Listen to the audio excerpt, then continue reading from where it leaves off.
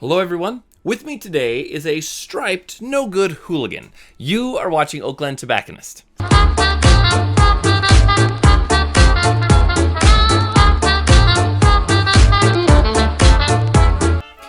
If you're interested in the Filthy Hooligan or many other St. Paddy's Day themed cigars, check us out at oaklandtobacconist.com. Hello everyone, welcome to Oakland Tobacconist, where we make the hard to find within reach. We have now reached March and we are coming up on St. Paddy's Day, and what better way to celebrate it with a limited themed St. Paddy's Day stick. You're going to see a lot of Candela type cigars around this time, and there are some that are truly unique and great, and there are some perhaps that might miss the mark. The one with me today, it is time to put to the test. You maybe have heard of this cigar before, you've certainly heard of this company. This is the Filthy Hooligan Barber Pole by Alec Bradley Cigars. They release this once a year, so this is this year's release. It is a Toro, 6x52 Toro barber pole. So there's a lot of inflections of barber poles out there. This uses a Habano and Candela wrapper, almost Maduro in shape. So we have our cigar right here.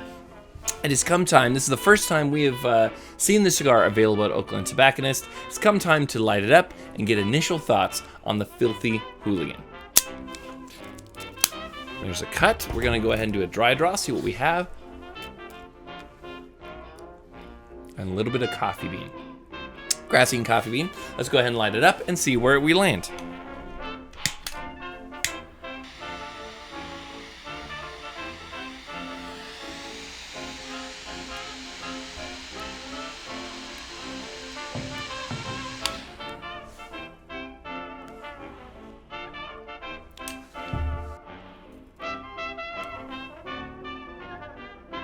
All right, so right off the bat, there's a lot going on in this cigar. Quite a bit of creaminess, like very creamy. Still that grassy note that carried on through the initial light up, and then also a little bit of twinge of spice on the retro. While that's going on, there's a little bit of oakiness in the back, and I don't know if it's necessarily vanilla, or maybe that's where the creaminess is coming, but there's this vanilla creamy play. What I think is really interesting, especially when you're dealing with a barber pole, is what the burn is going to be like, what the construction is going to be like, and of course overall flavor. Do the conjunction of Habano and Candela, do they work together? I think a lot of those grassy, creamy tones are coming from the Candela leaf, whereas that little bit of spice on the back end, maybe some of the oakiness and hence and possibly a little bit of earth would be coming from Habano. I'm going to take another puff for second impressions.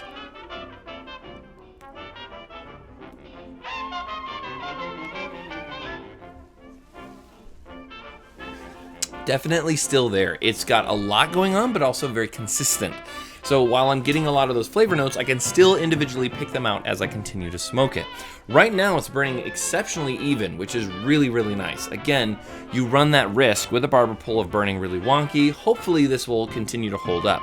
I'm really liking that combination of flavors.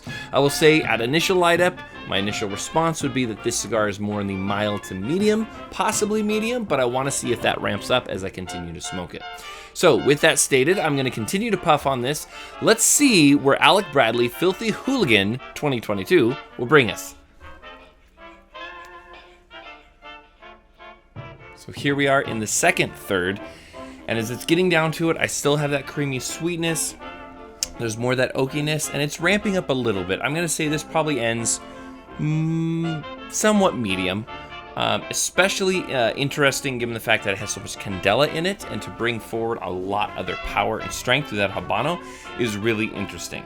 The burn didn't have to get touched up again, which is really nice. I will say the ash fell off twice, so it loses a little bit for the falling off of that. But this is one of the more unique tasting cigars.